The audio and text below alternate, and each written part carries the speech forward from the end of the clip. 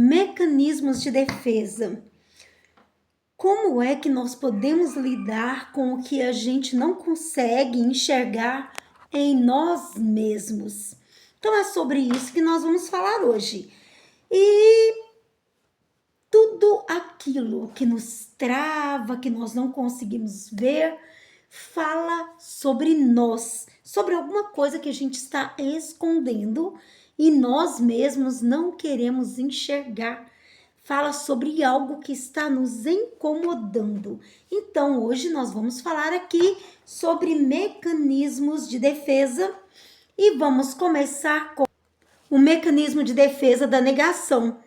Quando a gente nega alguma coisa, como por exemplo, eu vou contar aqui uma historinha, a historinha de Cristina. Cristina gostava muito da avó e essa avó faleceu. E Cristina todos os dias arrumava aquele quarto, ajeitava as coisas, colocava o chinelinho da avó ali de uma maneira fácil. E quando alguém falava com ela sobre a morte da avó, mas sua avó morreu, não precisa de ficar arrumando isso tudo, talvez já esteja na hora de descartar as coisas dela, dar para alguém.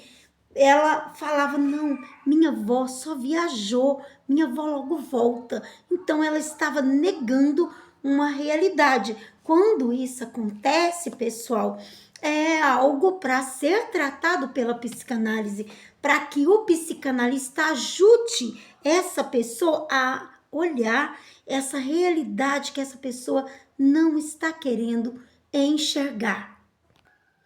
Repressão. A repressão acontece muito, por exemplo, em caso de acidentes. Antônio sofreu um acidente quando criança, no qual perdeu a mãe e um irmão. E quando alguém, anos depois, perguntava para ele sobre esse acidente traumático, onde ele ficou meses hospitalizado, ele dizia, eu não me lembro mesmo, eu não me lembro. Então, pessoal, a repressão protege o Antônio dessa lembrança traumática, não permitindo assim que ele sofresse de uma certa forma, mas a lembrança estava ali, ela estava não simbolizada, e o que não é simbolizado vai causar um recalcamento mental. Então é preciso também aí da ajuda do psicanalista para que seja elaborado esse sentimento, para que seja simbolizado, para ajudar a pessoa vagarosamente a ir olhando essa dor, ressignificando esse acontecimento. E então a repressão é um outro caso a ser observado na psicanálise, no qual precisa da nossa ajuda para que a pessoa volte a ter uma boa saúde psíquica, para que a pessoa não esteja adoecendo, somatizando e psicossomatizando no corpo dores emocionais que não foram simbolizadas. Outro exemplo é a racionalização. Por exemplo, a racionalização de um luto por separação. Ana Cláudia, ela sofreu muito com uma separação ali com o seu esposo, uma separação de um casamento de 40 anos. E para não sofrer de repente assim, a princípio ela chorou um dia, chorou 2 dias e de repente ela começou a agir como se nada tivesse acontecido. Quando as pessoas falavam com ela sobre isso, ela falava, esse casamento foi horrível mesmo, eu não gostava dele, eu não me importo com isso, ele não era bom nisso, não era bom naquilo, eu não sentia prazer sexual com ele, então foi melhor que acabasse, porque eu não queria mesmo. Então, ela está racionalizando, ela está usando a racionalização para esconder a dor e para esconder a frustração desse luto de um casamento que acabou. E ela poderia sim estar olhando para isso e mesmo que por um tempo passasse pelo luto, se dar ao direito novamente de amar. Mas uma pessoa que racionaliza o sentimento normalmente também fecha o coração e não consegue abrir para outras pessoas, porque está ali encoberto no inconsciente uma dor emocional que não permite que essa pessoa acredite e confie em mais ninguém. Então é necessário que essa pessoa ela reveja esse luto, também com a ajuda do psicanalista, para que nós possamos ajudá-la a acessar essa dor, entender que sim, ela tem o direito de achar que aquela pessoa é boa ou não, ela tem o direito de perceber se houveram pontos positivos ou negativos e ela tem direito de chorar pela vida dela que ela passou ali com aquela pessoa, pelas perdas dela e olhar também para o que não gostou, para o que não foi bom e realmente poder sair caminhando leve, livre e se sentindo bem, se sentindo em paz, se permitindo olhar para si próprio e ter sentimentos. E a projeção, o que é projeção, pessoal? Projeção é quando a pessoa atribui a outros sentimentos que são inaceitáveis ali nela mesmo. Por exemplo, um homem, ele se sente atraído por uma mulher no trabalho, no âmbito religioso e começa a falar mal daquela mulher. Começa a dizer que ela está dando de cima dele. Ele tem ali o seu superego, a sua moralidade e ele prefere imaginar que é ela que está olhando e demonstrando interesses, quando na verdade esse interesse é dele e não dela. Então ele está projetando nela o conflito interno entre o desejo e a moral, que ele mesmo está ali se protegendo, né? De forma a não permitir-se sentir aquele desejo, jogando para ela a responsabilidade pelo desejo que ele sente por ela. Agora vamos falar da formação reativa. O que é a formação reativa também como mecanismo de defesa? Então, Marta, ela sentia muita inveja da irmã. A irmã fazia ali muito sucesso com os rapazes, sabia se vestir muito bem, andava ali muito bonita. E Marta, ela dizia sempre a todos: eu admiro demais a minha irmã, eu acho ela uma pessoa incrível, maravilhosa. Mas ela fazia isso para esconder o sentimento de inveja que ela tinha da sua irmã. Então, essa formação reativa, ela protegia Marta do sentimento da inveja que ela sentia da irmã. E o deslocamento, o que é deslocamento? É a transferência de sentimentos de uma pessoa ameaçadora ou em autoridade para outra pessoa, onde o indivíduo pode ali demonstrar a sua raiva, o seu temor de uma maneira mais segura. Então, vou contar aqui um exemplo. Pedro, após ele brigar com o chefe ou com um colega de trabalho em autoridade, ele chegou em casa e gritou com o filho sem motivo nenhum. O menino não tinha feito nada e saiu chutando o cachorro.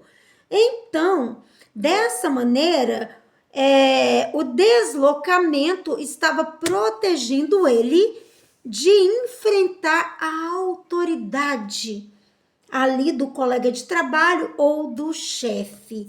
E ainda existe, pessoal, uma outra maneira aqui de mecanismo de defesa, no caso que afeta muito as mulheres. Talvez você seja casada e o seu marido tenha um cargo de responsabilidade, seja um homem de sucesso e ele possa, de alguma maneira, ser uma pessoa que é muito admirada por todos. E então, o amigo dele começa, sentindo inveja dele, a destratar a esposa dele. Vou até contar aqui uma história. Eduardo sentia inveja do sucesso de Rafael, mas não conseguia admitir a inveja que sentia do sucesso de Rafael, dele ser bem-sucedido. Então ele começou a destratar a esposa de Rafael, criticando-a sem motivo algum. Por quê? Porque ele deslocou a sua raiva do homem que é admirado para a mulher dele, porque é um alvo mais acessível. Então, é muito bom a gente observar todos esses mecanismos de defesa. Às vezes um filho chega em casa, o pai fala, pode falar sobre um assunto 1 hora, né? Outro dia, por exemplo, eu vi uma experiência de um homem que estava aconselhando o filho e falou com ele por mais ou menos, com a esposa dele, conversando ali, mais ou menos com 1 hora, dando ali dicas de como ele poderia começar a vida sem pagar aluguel. Quando a mãe fez um comentário desse tamanzinho sobre essa questão, falando que cada dinheiro que deixou de colocar no aluguel e colocou na casa própria, essa pessoa ficou possessa com aquela mãe. Aquela mãe foi quase enxotada, ou seja, estava havendo ali também um deslocamento, uma coisa negativa. Por quê? Porque ele não podia tratar mal aquela pessoa em autoridade. Então, sempre vai ser tratado mal quem está de uma maneira ali mais acessível. E você entendendo isso, você vai evitar esses conflitos, você vai sair antes de estourar as altercações e vai entender que as coisas não têm a ver com você, ou com o que você fez, ou como você se sente, mas diz mais respeito à pessoa do que a você. E isso vai ajudar você a seguir tranquilo, calmo, entendendo que não é seu, não é seu. Fique em paz. E mesmo o marido que tem assim o seu sucesso, que se sai bem nos seus relacionamentos e tal, acha que aquele amigo tá ali puxando o saco dele, tratando ele bem e às vezes tratando a mulher mal porque por algum motivo ali dela mesmo. É bom que esse marido vai começar a observar que aquela pessoa que está criticando a esposa dele, uma hora, um momento qualquer, pode pôr o pezinho na frente do dele e derrubar ele. Por quê? Porque a inveja não é daquela mulher, a inveja é daquele homem. Então, aquele homem de poder vai perceber que esse deslocamento não é para aquela pessoa, mas tem a ver mais com uma inveja que é para ele. E vai ter um pouquinho mais de cuidado em lidar com pessoas invejosas. Pessoal, muito obrigada por mais uma vez nós estarmos aqui conversando a respeito de psicanálise.